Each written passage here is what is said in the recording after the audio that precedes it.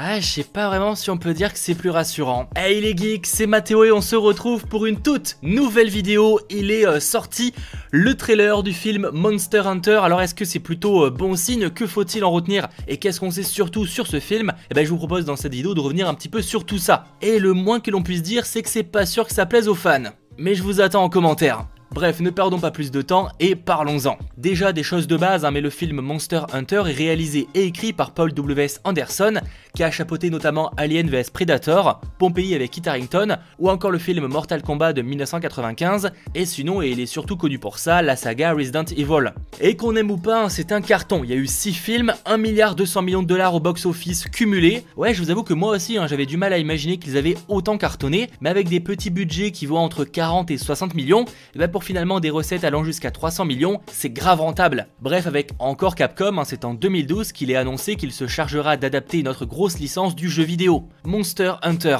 Une licence dont il se déclare être un très grand fan, parlant d'un projet de passionné. Précisant, même si bon c'est une phrase un peu bateau de réalisateur, c'était clairement le film qu'il a le plus aimé réaliser. Et d'ailleurs pour en revenir avec Capcom, je voudrais juste préciser que selon le réalisateur, ils étaient très impliqués, bien plus là aussi que pour les précédents films. Ils ont apparemment analysé chaque plan, chaque détail des costumes et monstres, jusqu'à que ça leur convienne. Monster Hunter étant pour ceux qui ne connaîtraient pas du tout la licence, un jeu vidéo où l'on incarne un chasseur dans un environnement fantasy. C'est riche en couleurs, en détails et en monstres à tuer. Ouais, j'admets que c'est pas vraiment ce que nous a montré le trailer, mais patience, on en parlera un petit peu après pour mon avis. Pour ce qui est des informations, le tournage a eu lieu donc principalement au Cap en Afrique du Sud, et on évoque même si c'est pas confirmé, un budget d'environ 60 millions de dollars, soit plus ou moins autant que pour les Resident Evil. Bref, lors d'une interview, il a déclaré qu'il est tombé amoureux des créatures et du monde incroyable que Capcom avait créé, et qu'il voulait retrouver le plus possible les paysages du jeu vidéo. Et c'est pour ça qu'il a filmé pour de vrai et qu'il voulait le moins de fond vert possible. Il voulait un maximum éviter de tout fabriquer par ordinateur. Et sur le papier, c'est louable comme intention. Certaines scènes ont même dû demander d'aller à plus de 300 km de la ville la plus proche, juste pour trouver des paysages désolés. C'est apparemment un tournage vraiment difficile et à la fois très stimulant. Milla Jovovich, que je prononce forcément extrêmement mal, j'y arrive jamais, y aura donc le rôle principal, comme c'était le cas pour la saga Resident Evil. Étant la femme du réalisateur, elle revient souvent dans ses films. Elle y incarnera le personnage de Nathalie Artemis, une ranger guerrière féroce de notre monde, qui du coup n'existe pas du tout dans les jeux vidéo. Tout comme le personnage d'Alice qui était dans Resident Evil. J'avoue que je fais pas mal de comparaisons avec cette saga là, mais il y a pas mal de similitudes faut dire.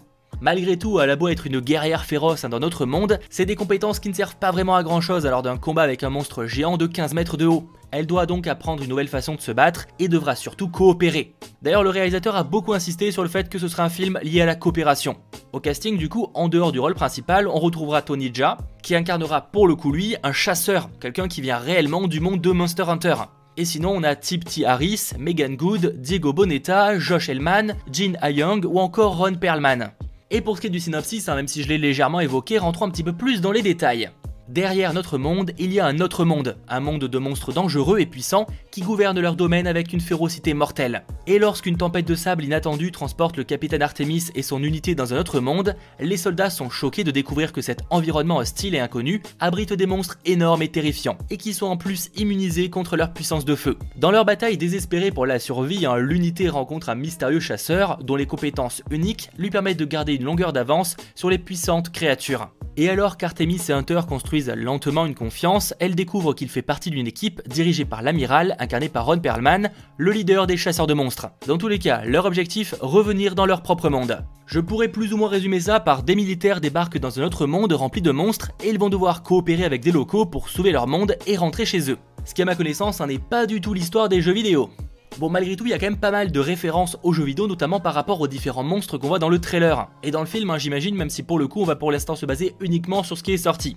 Déjà, on y voit par exemple le Diablo, c'est la terreur du désert des termites, un gros monstre qui est extrêmement territorial et agressif, malgré qu'il soit herbivore, même s'il semblerait dans ce cas que ce soit une femelle en chaleur, donc encore plus agressive. D'ailleurs, autre détail, comme il se fait couper ses cornes, c'est ce qu'on voit dans le trailer, si logiquement il n'est pas tué rapidement, il devient un Diablo bout de baffe, une version encore plus forte. Et il y a moyen que j'écorche des noms, franchement n'hésitez pas à me reprendre en commentaire. Toujours dans le trailer, on croise un peu plus tard, dans un lieu qui semble plus vert et plus boisé, qui ressemble un peu plus à ce qu'on voit dans les jeux, des Apséros. Là aussi des herbivores pouvant être agressifs, même s'ils sont clairement moins une menace.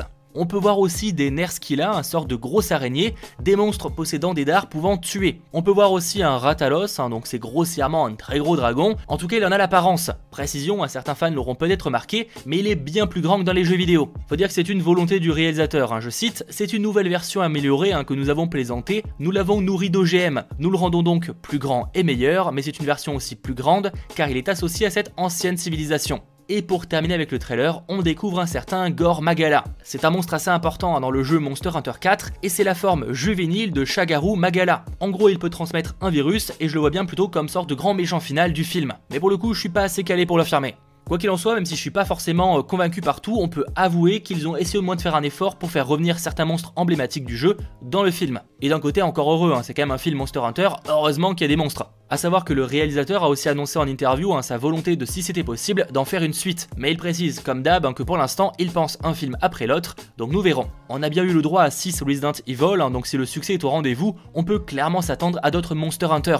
A savoir que ce film est classé PEGI 13 et que pour l'instant, aux États-Unis, il est prévu le 30 décembre 2020. Oui, il avait été repoussé en 2021 et finalement ravancé au 30 décembre 2020. Nous en France, actuellement, au moment où je tourne cette vidéo, il est toujours prévu pour le 28 avril 2021. Sony Pictures ne l'a pas encore avancé. Or c'est possible que ça n'arrive pas, mais objectivement, étant donné que chez nous les cinémas sont ouverts, je trouverais ça vraiment surprenant. Donc à mon avis, on l'aura aussi en décembre ou à la limite début 2021, mais fin avril, je trouverais ça très surprenant. Bon, sinon pour finir cette vidéo, je vais vous donner un petit peu mon avis justement sur ce trailer. Je vais pas juger le film, forcément il est pas sorti, c'est un peu trop tôt. À la limite, le côté d'avoir deux mondes, donc celui des humains et celui de Monster Hunter, bon, je suis pas forcément extrêmement fan, mais c'est un parti pris. Un parti pris qui peut être naze, c'est pas la question, mais en tout cas c'est un parti pris. Mais finalement le trailer nous montre ce qui semble être un film d'action, alors peut-être un peu bateau, mais efficace. À la limite, là où je suis un peu déçu, c'est que du peu que je connais de l'univers de Monster Hunter, à mon avis il y avait quand même mieux à faire que ça. Je pense pas vraiment que c'était utile de nous ramener des humains, etc. On aurait pu raconter une histoire totalement différente qui se passe uniquement dans ce nouvel univers, donc c'est un univers de fantasy, et pas forcément nous ramener des militaires, enfin je vois pas vraiment l'intérêt. Ouais, ça reste un point de vue personnel. Là où à la limite je suis un petit peu plus déçu, alors ça reste un trailer donc c'est possible que ça nous montre pas forcément ces parties là, mais c'est qu'il y a beaucoup de déserts, et à dernière nouvelle, alors il y a des déserts dans les jeux Monster Hunter, mais pas, enfin je sais pas, c'est pas quand même la partie principale, en tout cas je trouve que Monster Hunter c'est quand même comme ça que je décrirais un peu la saga, c'est quand même très coloré, il y a beaucoup de nature, etc. Alors c'est quand même très diversifié au niveau des décors, mais là j'ai l'impression qu'on a beaucoup de déserts, on a une petite partie qui semble être donc dans une partie très verdoyante avec un peu plus d'eau, etc. Peut-être qu'il y aura plus de cette partie là dans le film que ce qui est montré dans le trailer, c'est possible et je l'espère, mais c'est vrai que si la moitié du film se passe dans le désert, je serais un petit peu déçu au niveau du potentiel proposé. Après je vous avoue qu'au niveau du budget, il y a peut-être moyen qu'ils aient pas eu le choix. De toute façon en général, faut se méfier d'un trailer parce qu'il montre pas forcément tout. En tout cas je pense qu'il y a du potentiel avec ce film, ça peut être un bon film d'action, en tout cas je l'espère. Juste, je pense que ça va pas forcément rendre hommage au jeu Monster Hunter. Je l'espère, mais à première vue j'ai pas l'impression que ce soit le cas. En commentaire, je vous inviterai à me dire aussi ce que vous avez pensé justement de ce trailer et ce que vous attendez de ce film. Et si cette vidéo vous a plu, n'hésitez pas à lâcher le petit pouce bleu et n'hésitez pas aussi à vous abonner. On se retrouve en tout cas très vite pour de nouvelles vidéos. C'était votre geek Mathéo, ciao tout le monde.